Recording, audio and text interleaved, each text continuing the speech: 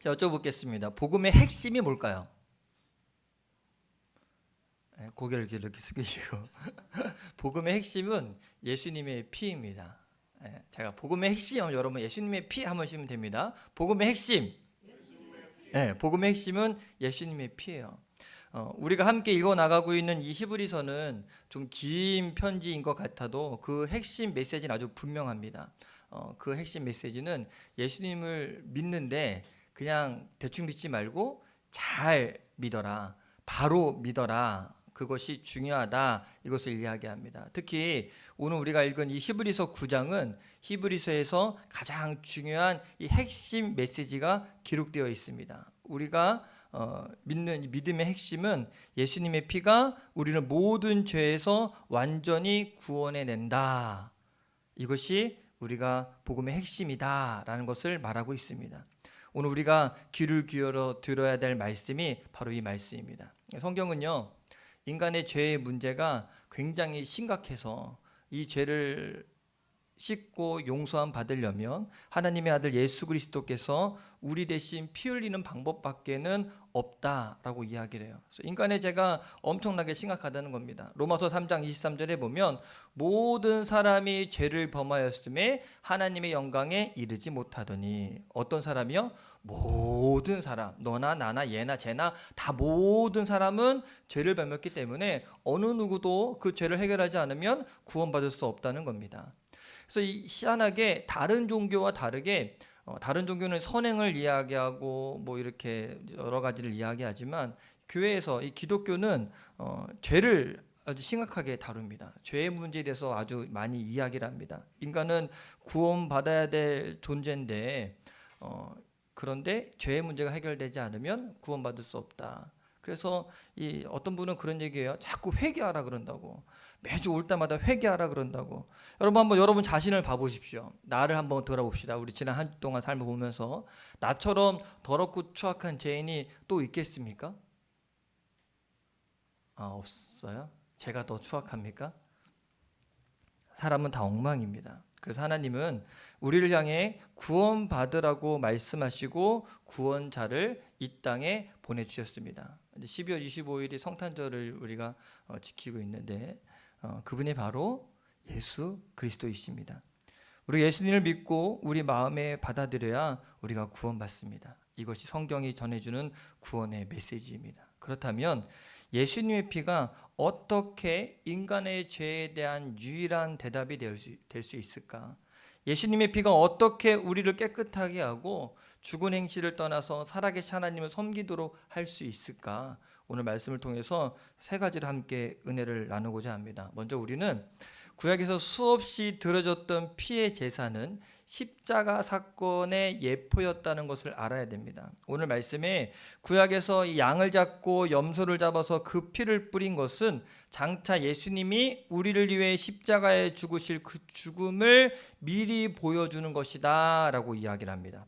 과거 하나님은요, 레위기를 보면 이스라엘 백성들에게 제사 제도를 가르쳐 주셨습니다. 이 제사 제도에서 아주 한 가지 아주 중요한 영적 원리를 알려주셨는데 그 영적 원리에 대해서 히브리서 9장 22절에서 이렇게 이야기합니다. 함께 같이 읽어볼까요? 시작.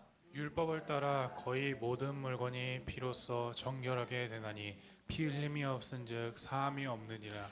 딱 두 가지거든요. 모든 물건이 피로써 정결하게 된다. 피 흘림이 없으면 사함도 없다. 즉 무슨 이야기예요?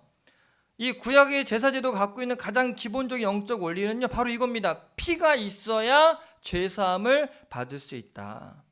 그럼 왜 하나님께서 제사를 드리면서 짐승을 잡아서 그 피를 뿌렸을까?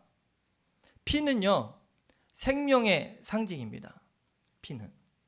그러므로 죄로 죽은 우리 인간을 살리려면 피가 필요합니다. 로마서 6장 23절에 죄의 삭은 사망입니다. 즉 죄를 졌으면 반드시 죽어야 됩니다. 누군가는 반드시 피를 흘려야 됩니다. 죄는요, 사람에게서 하나님의 생명을 빼앗아갔어요. 따라서 생명을 살리기 위해서는요, 생명의 상징인 피가 반드시 필요하다는 거예요. 이게 하나님께서 우리에게 보여주신 영적인 진리입니다. 그래서 구약의 속죄 제사는요, 먼저 죄를 지은 사람이 짐승을 끌고 옵니다. 그래서 그 짐승에게 제사장이 대신 안수를 해요. 내 죄를 얘한테 전가합니다. 그럼 이제 어떻게 돼요? 죄가 전가됐으니까 나는 죄가 없고 끌려온 짐승은 죄가 있어요. 죄가 있으니까 어떻게 해야 돼요? 죽어야지. 죽습니다. 그 짐승을 죽어요. 그래서 먼저 그 피를 받아서 그 사람에게 뿌리고 또 먼저 단에도 뿌렸습니다. 그리고 짐승을 불에 태워 번제로 하나님께 드렸습니다. 피를 사람한테도 뿌리고 제단에도 뿌리고 그리고 불을 태워서 없애는 겁니다. 이것이 구약제사의 핵심이에요. 그리고 특히 이 대제사장은요 1년에 한 차례씩 지성소로 들어갈 때 자기 자신의 죄와 모든 이스라엘의 죄를 사함받기 위해 또 역시 염소나 송아지의 피를 뿌려야 됐어요. 매년 그렇게 했어야 됩니다. 말하자면 죄사함 받으려면 꼭 뭐 해야 되냐?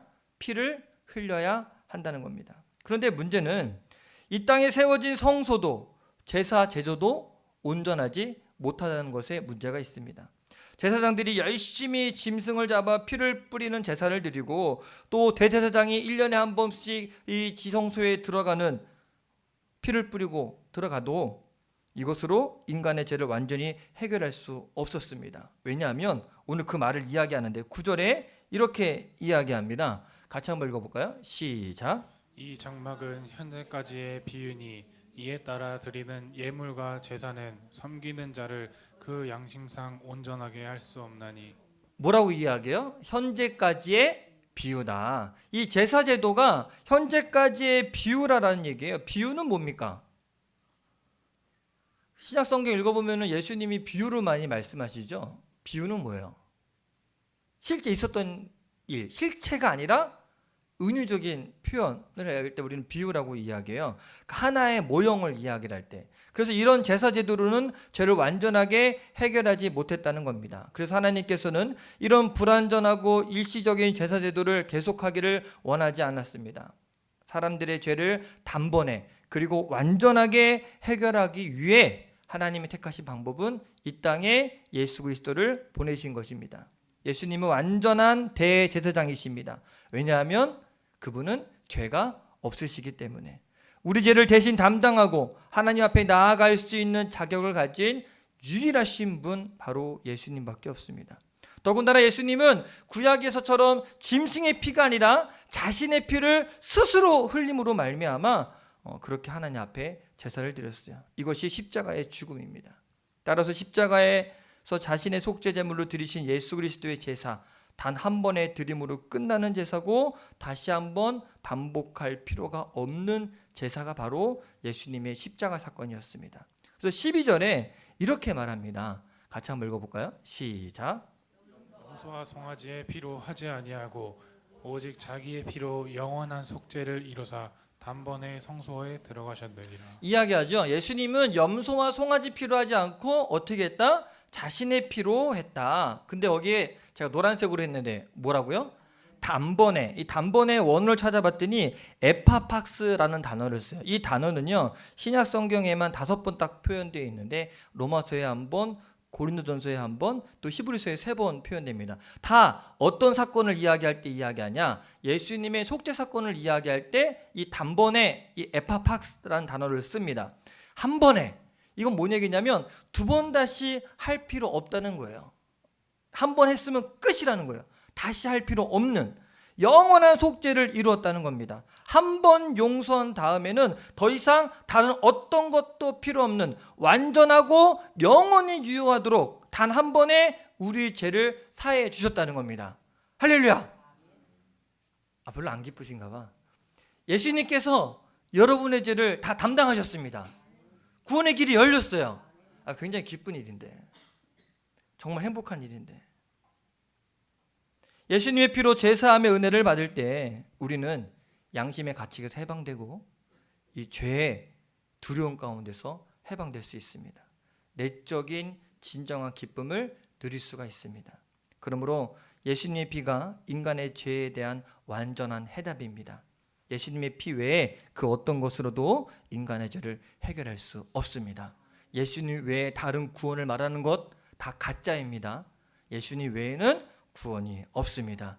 두 번째, 우리가 오늘 말씀을 통해 분명히 알아야 될 것은요, 예수님의 십자가의 죽음이 하나님의 자기 희생이었다는 겁니다. 자, 성육신이라고 아시죠? 그리고 눈 크게 뜨시면 안 됩니다. 제가 말씀드린 적이 있습니다. 예수님이 말씀이 육신이 되어 우리 가운데 거하심에 하나님이 육신을 입고 이 땅에 오신 것, 예수님 성탄절이 바로 그거잖아요. 하나님이 육신을 입고 이 땅에 오신 것 누구십니까? 예수님. 즉 예수님이 곧 하나님. 우리는 삼위일체 하나님, 성부 하나님, 성자 예수님, 보혜사 성령님, 삼위일체 세 분이 한 분이고 한 분이 세 분인 이거를 우리는 믿습니다. 그죠? 예. 그러면 십자가에서 죽으신 분은 예수님만이 아니라 어떤 의미에서는 누구도 됩니까? 하나님 자신이었다고 할 수 있습니다. 하나님 자신이 십자가에 달린 것입니다. 그렇다면 왜 하나님은 자신을 십자가에서 희생해야 했을까? 이 하나님의 희생이라는 이야기를 다루려면 좀 입장을 좀 따져봐야 돼요. 사람의 입장과 하나님의 입장을 좀 따져보면 좀 이해할 수가 있는데, 우선 인간의 입장을 좀 본다면 우리 인간은 죄인입니다. 죄를 범했으면 그 죄값을 치러야 됩니다. 그러나 문제는 그 죄값을 우리가 감당할 수 없다는 겁니다. 죄를 졌으면 어떻게 된다고요? 죽어야 된다고요. 죽으면 어떻게 돼요? 끝이에요. 우리가 감당할 수가 없는 거예요. 그러면 죽으면 반드시 심판이 있는데 천국과 지옥에 영원한 죄값을 치르는 지옥에 갈 수밖에 없습니다. 그러니 어떻게 우리가 그 죄값을 배상할 수 있겠습니까? 내 죄는 내가 책임진다 이렇게 말할 수 있는 사람은 아무도 없습니다. 자, 그렇다면 하나님의 입장, 하나님은 어떻게든 우리를 살리길 원하십니다. 어떻게든 우리를 구원해 주길 원하십니다. 그런데 하나님이시니까 그냥 용서해 주면 되지 않겠습니까? 하나님이니까. 여러분 그런 생각 안 하십니까? 저는 우리 하나님은 전지전능하신 분이시고 사랑이 많으시고 은혜가 풍성하신 분이시니까 말 한마디면 모든 걸 할 수 있는 분이신데, 저 목회 초반에 그런 생각을 참 많이 해요. 하나님 마음만 먹으시면 이 성전 가득도 하나님 사람을 보내줄 수 있으시고, 마음만 먹으시면 이 송촌님뿐만 아니라 이 파주 지역도 다 복음화 시킬 수 있는 분인데 왜 하나님은 안 하시지? 하시면 되지 않을까? 하나님이 열심히 아닌 저의 열심으로 막 했었거든요. 여러분 그런 생각 안 하십니까? 농사 지실 때 내가 씨를 뿌리면 100배, 1000배, 만배의 복이 내릴 거 하나님이 주시면 되는데 그런 생각 안 하십니까? 저만 속물입니까? 다 그런 생각 조금씩 하잖아요. 그럼 하나님이라면 인간의 죄를 그냥 내가 너 용서해 줄게 할 수 있지 않겠습니까? 왜 죄의 대가를 반드시 치러야 될까? 하나님은 거룩하신 분입니다. 내가 거룩하니 너희도 거룩하라. 거룩하신 분이세요. 근데 하나님은 죄를 싫어하시고 거룩한 분이신데 그 거룩하신 하나님이 어떻게 죄를 묵인할 수 있겠습니까? 하나님은 그런 모순을 범할 수 없습니다. 완전하신 분이기 때문에. 죄는 죄대로, 사랑은 사랑대로 그렇게 해야지 하나님의 본연한 모습을 보일 수 있는 거예요. 그러니 여러분 어떻게 해야 죄는 벌하고 죄를 지은 죄인 우리 인간을 살릴 수 있을까? 죄도 벌해야 되고 사람도 살려야 되는 하나님의 놀라운 방법, 바로 이것이 십자가 사건이었어요. 아무리 따져봐도 하나님이 만족할 수 있는 배상은요 하나님 자신밖에 없었다는 겁니다. 그래서 하나님은요 인간의 죄값을 치르기 위해 아들을 세상에 보냈고 십자가에서 대신 형벌을 받으셨습니다. 사람이면서 동시에 하나님이신 예수 그리스도께서 십자가에 못 박혀 죽으신 것입니다. 하나님께서 아들을 내어주신 것은요 결국 자기 자신을 내어주신 것입니다. 아들이신 예수님의 인격 속에서 하나님은 자신이 내리는 형벌을 스스로 담당하셨습니다. 이것은 오직 하나님만이 할 수 있는 일입니다. 그만큼 하나님은 저와 여러분을 사랑하시는 겁니다. 이것이 성경이 말하는 하나님의 사랑이고 우리에게 베풀어 주신 은혜고 구원의 방법입니다. 오늘 이 사실을 분명하게 믿게 되길 간절히 축원합니다. 이 구원의 확신이 분명히 저와 여러분 가운데 있어야 됩니다. 그러므로 마지막 세 번째로 우리는 누가 뭐라고 해도 십자가에 달리신 예수님만 바라봐야 됩니다. 따라 한번 해볼까요? 예수님만 바라봅시다.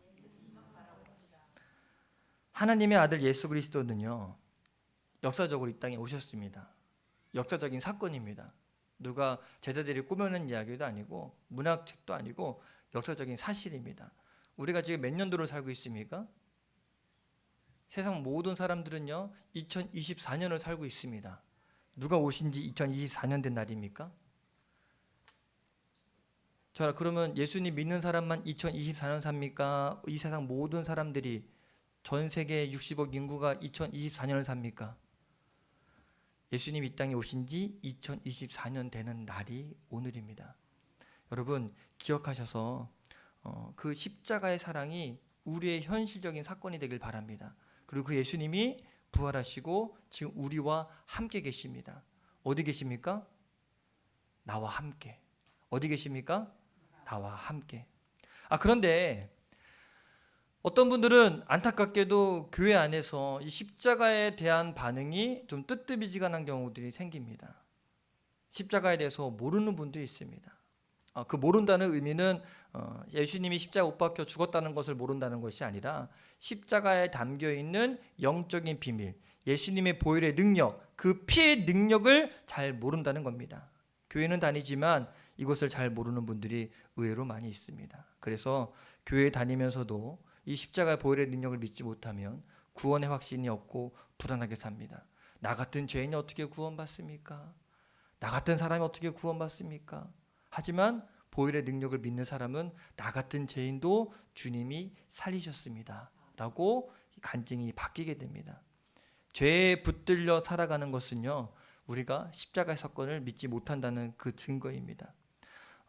예전에 한번 말씀드린 적이 있지만 미국에서 남북 전쟁이 일어났었습니다. 아브라함 링컨이 노예 해방을 위해서 전쟁을 일으켜서 이겼어요. 그래서 북이 이겨서 노예 해방이 되었습니다. 노예들이 다 해방이 됐어요.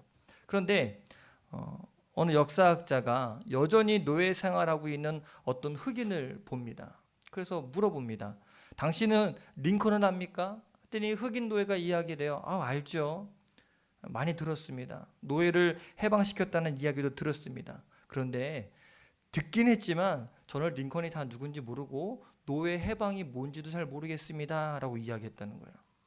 자, 주인들이요 노예가 해방되었다라고 이야기를 하고 너는 자유야라고 풀어주니까 다 가잖아요. 그 풀어주기 싫으니까 그 노예 해방이 무엇인지, 글이 무엇인지, 링컨이 어떤 일을 했는지에 대해서 노예들에게 알려주지 않은 거예요. 그러니까 이들은 해방됐음에도 불구하고 해방된 게 아니라 계속 노예 생활을 하고 있는 겁니다. 당시 농장 주인들은요 노예들의 무식함을 최대한 이용하고 있었다는 겁니다. 어떻게 하든지 내버려 두자, 가르치지 말고 일만 시키자, 이게 노예 주인들의 생각이었습니다. 그런데 여러분 이것이요 마귀의 전략입니다. 마귀는 오늘날 많은 그리스도인들에게 십자가의 의미는 모르는 것이 좋다, 교회만 다녀라 라고 말합니다. 아까 대표 기도하시면서 정거사님이 이야기했죠. 세상 사람들, 마귀는요 본질을 흐립니다. 성탄절은 예수님이 우리를 위해 오신 겁니다. 우리의 죄를 사하기 위해, 우리를 구원하기 위해 하나님이 예수님을 이 땅에 보내신 겁니다. 근데 본질을 마귀가 흐립니다. 어떤 날로 흐립니까? 산타. 이름도 잘 졌어요. 산타에서 N 하나 빼면 사탄이거든요. 잘 모르셨죠? 이렇게 N을 이렇게 바꾸면. 전 산타 별로 안 좋아해요. 그래서. 근데 별로 안 좋아하지만 우리 양지사님이 갖다 줘서 밖에 춤추는 산타가 하나 있잖아요. 근데 사람들이 깜짝깜짝 놀래긴 하는데 그냥 이렇게 춤추니까 봐줄게요. 25일은 산타의 날입니까? 예수님의 날입니까? 근데 자꾸 잊어먹어요. 그냥 교회 다녀, 예배도 드려, 기도도 해. 근데 보혈의 능력을 믿지 마. 보혈의 능력 몰라도 돼. 우리가 십자가의 은혜 안에 더 깊이 들어가려고 하면 더 이상 십자가의 비밀과 그 능력을 알지 못하도록 방해하기 시작합니다. 아예 은혜 받을 기회를 다 닫아버립니다. 그렇게 되면 많은 그리스도인들이 십자가의 능력, 예수님의 보혈의 능력에 대해서 알지 못한 채 그저 교회만 다니고 마는 거예요. 여러분 이것은 불행이고 비극입니다. 또 어떤 사람은 너무 많이 들어서 무감각해지는 경우도 있습니다.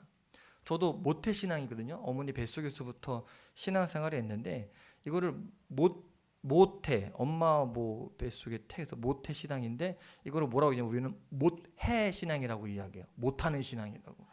왜냐하면 어렸을 때부터 계속 귀가 아프도록 듣고 또 들으니까 다 안다고 생각합니다. 그러면서 마음이 냉랭하게 식어져서요, 십자가를 바라보고도 별로 감동을 느끼지 못하는 겁니다.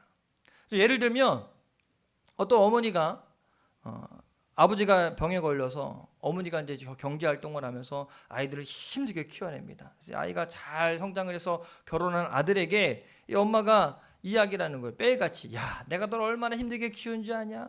내가 너 때문에 얼마나 고생한 줄 아냐? 내가 너를 어떻게 키웠는지 알아? 내가 안 먹을 거 너 가르치면서 했어라고 막 맨날 얘기해. 처음에는 아들이 뭐 어떻게 해요?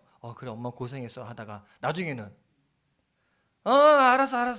알았어. 또 시작해. 그만해. 근데 여러분, 그게 아들 입장에서는 귀찮은 거지만 엄마 입장에서는 어떨까? 그냥 그만해 하는 사건으로 끝날까요? 내가 너를 위해서 얼마나 희생했는데 어떻게 그렇게 이야기할 수라고 서운하지 않겠습니까? 가슴이 무뎌지는 겁니다. 여러분, 이것이 우리 인간의 심성입니다. 아무리 좋은 이야기라도 계속해서 듣고 또 들으면 감동이 없어집니다. 근데 여러분, 십자가 이야기는요, 교회에서 끊임없이 이야기해야 돼요. 저는 느끼셨는지 모르겠지만 저는 어떻게든 설교 시간에 예수님 얘기를 한 번 더 하려고 노력해요. 왜냐하면 그 이야기는 듣고 또 들어도 좋은 이야기니까. 사랑하면 원래 그래요. 듣고 또 듣고 싶어요. 관심 갖고 또 이야기 듣고 싶습니다. 근데 사랑이 식어지면 지겨워. 여러분, 예수님을 사랑하십니까? 이 십자가 사건이 여러분 가운데 뜨겁게 살아 있으십니까? 하나님께서는요, 우리를 살리려고 아들까지 십자가에 못 박혀 죽게 했는데 어떻게 우리를 그냥 내버려 두시겠습니까? 절대로 잊어버리지 않도록 하나님은 성령을 우리에게 보내주셨습니다. 어느 한 영혼도 소외되지 않도록, 지옥 가지 않도록 우리를 살리기 위해 지금도 노력하고 계시고 살리려고 말씀해주고 계신다는 겁니다. 이것이 성령님이 우리 안에 오신 이유입니다. 성령님이 우리에게 말씀해 주시고 말씀 가운데 깨닫게 하시고. 여러분, 혹시 십자가의 은혜 가운데 그 마음이 둔해지지 않았습니까? 예수님 이야기 들을 때 그냥 하고 넘어가진 않습니까? 성령님이 지금 이 시간 저 여러분 마음 가운데 십자가의 사랑과 그 은혜를 새롭게 깨닫도록, 예수님의 보혈의 능력이 가슴에 와닿도록 도와주실 줄 믿습니다. 그 성령님의 도우심을 받으셔서 다시 한번 우리의 마음이 뜨거워졌으면 좋겠어요. 그러므로 우리는 오늘 14절 말씀을 근거로 해서 우리 자신을 한번 점검했으면 좋겠습니다. 14절 한번 같이 한번 읽어볼까요? 시작. 하물며 영원하신 성령으로 말미암아 흠 없는 자기를 하나님께 드린 그리스도의 피가 어찌 너희 양심을 죽은 행실에서 깨끗하게 하고 살아계신 하나님을 섬기게 하지 못하겠느냐. 자, 여기 보니까 그리스도의 피가 두 가지를 분명하게 한다고 이야기합니다. 첫 번째는 우리 양심을 깨끗하게 하셨다라고 말합니다. 이 말씀은요, 우리가 십자가의 은혜를 믿으면 그 양심의 죄사함의 확신이 주어진다는 겁니다. 자, 여러분 한번 물어보겠습니다. 죄사함의 확신이 있으십니까? 여러분의 죄가 사함받음을 확실하게 믿으십니까? 그리고서 이 죄가 없음으로 말미암아 가슴이 홀가분해지고 내적인 기쁨이 있습니까? 오늘 안 왔는데 저랑 약속했는데 또 안 지켰어. 여러분이 잘 알고 있는 우리 석세 아저씨의 아들 이종훈 씨가 감옥에 갔다가 풀려나서 저한테 전화를 했어요. 풀려온 날. 그래도 그분 얘기가 그래. 자기가 안 목사님 중에 내가 제일 낫대. 제가 그런 사람이에요. 그래서 1시간을 저는 통화했는데 이분이 저한테 전화한 목적은 하나예요. 자기가 어쨌든 잘못을 했지만 그 죄가를 치르고 나왔다는 거예요. 그러니까 너무 기쁜 거예요. 나왔으니까. 그래서 다 할 것 같아. 제가 이제 목사님 교회 나올 테니까 저를 다 이끌어 주십시오. 그래서 제가 전화로도 기도도 해줬어. 근데 안 왔어. 기도해 주세요. 잘 올 수 있도록. 이게 뭐가 있냐면요. 사람은요, 죄가 문제가 해결되면 그 죄 때문에 막 걱정하다가 홀가분해집니다. 혹시 이게 예화가 좀 될지 모르겠지만 전 학교 다닐 때 부지런한 학생이 아니었습니다. 숙제를 잘 해갔던 학생이 아니었어요. 제가 굉장히 말썽도 많이 치고 노는 거 좋아했기 때문에 초등학교 때는 지금은 이제 애들 때리면 큰일 나지만 숙제 검사를 앞에서부터 이렇게 해요. 그래서 다 하는 게 아니에요. 한 반에 뭐 50명이 넘게 있으니까 이렇게 띄엄띄엄 해요. 그러면 뒤에 저 숙제를 안 해갔잖아요. 막 손발이 떨려요. 왜 떨려요? 지금 제가 있잖아. 걸릴까봐 막 손발이 막 떨려. 그러면 앞에서부터 분당부터 뭐 와요. 그러면 내 차례가 딱 되고 막 벌벌 떨다가 걸렸어 그날. 그럼 어떻게 해요? 손바닥 내 맞았어. 근데 희한한 게 뭔지 아세요? 맞고 나잖아요. 손바닥은 아파도 마음이 시원해. 이제 난 지나갔어. 뒤에는 상관없어. 왜? 나는 지나갔으니까. 아니 이런 경험이 있어야 좀 이게 좀 되거든요. 십자가의 죄사함의 사건은요, 이거의 몇 배, 몇천 배입니다. 지옥 갈 수밖에 없는 우리가 그 죄책감 때문에 시달려야 되고 내가 그 죄 문제 해결하지 못하는 것 때문에 안타까워해야 되지만 예수님께서 나를 용서해 주시고 완전하게 해방시켰다는 그 자유함이 우리 가운데 있다면 내면에 진정한 기쁨을 누릴 수가 있습니다. 근데 또 어떤 분들은 율법적인 신앙 안에서 벗어나지 못해서 죄책감에 시달리시는 분도 있어요. 내가 기도하지 못해서, 헌금하지 못해서, 착한 일 하지 못해서. 내 행위로 용서함 받는 것이 아닙니다. 나는 자격 없지만 예수님의 십자가의 사건, 하나님의 사랑으로 용서함 받는 겁니다. 분명하게 기억할 수 있게 되기를 바랍니다. 여러분 혹시 이런 분도 있을지도 몰라요. 구약처럼 짐승의 피 제사를 드린다면 좀 확신이 확 올 것 같은, 제가 만약에 여기서 이 피를 다 받아놓고 여러분에게 피를 쫙 뿌리고 주님께서 여러분의 죄를 사하셨습니다, 그 뭐 한 것 같고 그런 마음이 들까요? 아니면 신고할까요? 이 제물이 당신을 위해 희생되었으므로 당신의 죄는 사함받았습니다. 이러면 지금 아멘 하셨잖아. 짐승의 피로 했습니다 그러면 약간 좀 눈에 보이는 이 종교적인 행위로 그걸로 또 안위 받는 사람도 있습니다. 천주교가 좀 비슷한 걸 하는데 뭘 하냐면 이 신부에게 고해성사를 합니다. 고해성사라고 나면 신부님이 마지막에 뭐라고 하냐면 성부와 성자와 성령의 이름으로 당신의 죄를 사하노라. 그러면 이 고해성사한 사람은요 마음에 내가 사함 받았구나라는 확신을 얻게 됩니다. 그리고 집에 돌아가요. 구약과 좀 비슷하죠. 그러다 보니 십자가의 은혜, 예수님의 피의 능력은 점점 희미해집니다. 대신에 신부, 사제가 보이고 성모 마리아만 보일 수밖에 없어요. 그러나 여러분 하나님은요 그것을 원하지 않습니다. 행위나 뭐 이런 여러 가지 사건들을 원하는 것이 아니라 예수님의 피가 우리의 죄를 사하는 것이기 때문에 우리는 십자가를 바라보고 십자가에서 흘리신 예수님의 보혈을, 능력을 믿어야 됩니다. 성령님께서 그런 분들의 마음에 십자가의 은혜를 깨닫게 해 주실 것입니다. 십자가의 은혜를 받고 또 보혈의 능력을 믿는 사람은요 우리가 죽은 행실을 떠나 하나님을 섬기고 싶은 갈망이 있습니다. 그래서 오늘 말씀의 두 번째로요, 살아계신 하나님을 섬기게 하지 못하겠느냐라고 이야기해요. 무슨 얘기냐면 구약에서 짐승의 피를 뿌려도 그 죄를 뿌리는 것만으로도 내가 용서함 받았다라는 마음을 품었는데 예수 그리스도의 피로 말미암아 구원받은 우리가 어떻게 하나님을 섬기는 데 게을리하겠느냐, 어떻게 하나님을 섬기는 데에 주저하겠느냐라고 이야기를 하는 거예요. 확신이 생기는 순간, 보혈의 능력을 받고 죄사함의 확신이 생기는 순간 우리는 이제 그때부터 자신을 하나님께 드려 헌신하는 사람으로 바뀐다는 겁니다. 어떤 사람은 예수 믿으면 죄로부터 해방됐다고 해서 죄의 유혹에서 다 이겨낼 수 있을 거라 생각하는 분도 있습니다. 근데요 저는 그래도 목사니까, 우리 김은호 목사님도 있지만 죄의 유혹에 자유롭습니까 목사님? 네? 대답을 해야 돼요. 이렇게 하면은 잘 몰라요. 뒤에 계셔서. 죄의 유혹으로부터 자유로웠습니까? 아니거든요. 저도 마찬가지예요. 막 스물스물 막 올라오면 화도 내고요, 신경질을 내고요, 여러 가지 죄의 유혹에 자유로우지 못합니다. 그러면 어떻게 우리가 살아갈 수 있느냐?